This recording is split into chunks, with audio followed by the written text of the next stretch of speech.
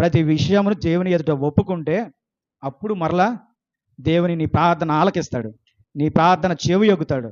అప్పుడు కొంచెం నువ్వు కనిపెట్టుకొని ప్రార్థన చేసినప్పుడు చక్కగా నీ ప్రార్థన సఫలమవుతుంది. అప్పుడు నీ కార్యం నెరవేర్చబడుతుంది. నీకు మంచి రోజులు, మంచి దినాలు అనుగ్రహింపబడతాయి.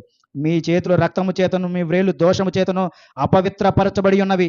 మీ పెదవులు అబద్ధములు ఆడుచున్నవి. మీ నాలుక కీడును బట్టి మాట్లాడుచున్నవి. ఇన్ని ఉంచుకొని ఇంకా మనకు ఆశీర్వాదం అంటే ఎందుకు వస్తుంది?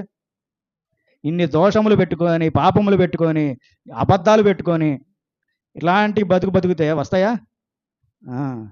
అది అసలు దాని గురించి మానేసి నువ్వు ఫస్ట్ అసలు నరకంలోకి వెళ్ళిపోతున్నావు. ఆశీర్వాదం మీరు తర్వాత సంగతి. నువ్వు నరకంలోనికి వెళ్ళకుండా ముందు నిన్ను రక్షించుకో. శుద్ధి చేసుకుని హృదయాన్ని దేవునితో పశ్చాత్తాప ప్రార్థన చేసుకో. అప్పుడు నువ్వు స్థిరంగా నిలబడతావు. తర్వాత మొదలు పెట్టాలి నీ ప్రార్థనా జీవితము.